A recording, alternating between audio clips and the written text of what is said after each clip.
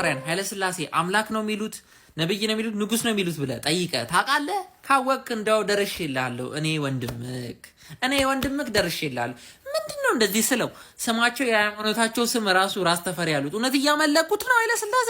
ጉድ እኮ ነው ካልክ እኔ ደርሼልሃለሁ። እንደዛ የሚሉበት ምክንያት እንጀምር ከመጀመሪያ ጀምሮ።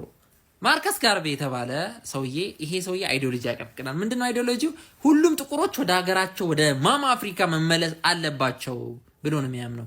በነጮች በግድ ስለተወሰዱ መመለስ አለባቸው ብሎ ከሚያምኑ አይዲዮሎጂ እንትሎች ውስጥ አንዱ ነው እና በጥቁር እንቅስቃሴ ውስጥ ትልቅ ቦታ አለው ማርከስ ጋርቬ ማለት ነው፣ በጥቁር ነፃነት ትግል ውስጥ ማለት ነው። ስለዚህ ጀማይካኖችም እሱን እንደ አንድ ፖለቲከኛ አለፍ ሲል እንደ አንዲት ነብይ ያዩታል፣ እንደ ፕሮፌት እንደተናገረና አንድ ተንብዮአል የሚሉት ዋነኛው ነገር አንድ ጥቁር ይነሳል ከአፍሪካ ምድር አፍሪካንም ህዝብ አንድ ያደርጋል ከነጭም ስርዓት ነፃ ያወጣናል የሚል ትንቢት ተናግሮ ነው ይሄ ሰው እንትን ያለውና ኤግዛክትሊ እንደዚህ ነው ያለው ማለት ሳይሆን እንደዚህ አይነት ቫይብ እንደሱ ነው በቃ ንግግሩ የተናገረውና እንዴት ሲናገር አንድ ከ10 ዓመታት በኋላ አጠር ያለ ግርማ ሞገስ ያለው ሰው የኢትዮጵያን ስልጣን ያዘ። በዚህ ሰዓት ይሄ ሰው እንደ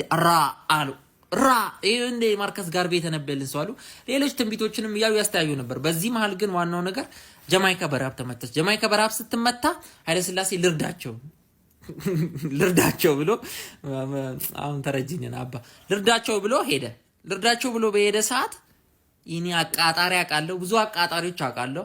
እኔ እንደ ጀማይካ ዝናብ እኔ አቃጣሪ አላውቅም። አይዘንብልን ኃይለ ሥላሴ ልክ መሬቱን ሲረግጥ የሰውዬ ነብይ ነው በቃሉ ከነፃ አውጪ ልክ እሱ ላይ እንዳሉ ደግሞ ማን ደግም ሪታ የምትባል አበባ ያዘች ሕፃን ልጅ ለኃይለ ሥላሴ አበባ ልሰጥ እንዲህ ስትሄድ የሆነ ነገር አየች።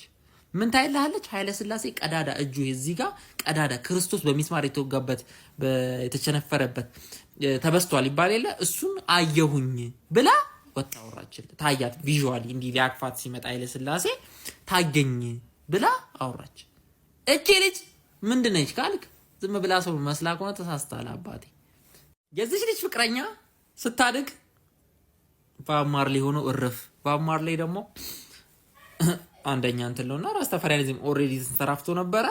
ነብይ ነው ከማለት ወደ መሳያ ነው ዳግማዊ ኢየሱስ ዳግም ይመጣል የሚለው ኢየሱስ ኃይለ ሥላሴ ነው ዳግም መጥቶ ነው ብለው እርፍ አሉልህ እላለሁ።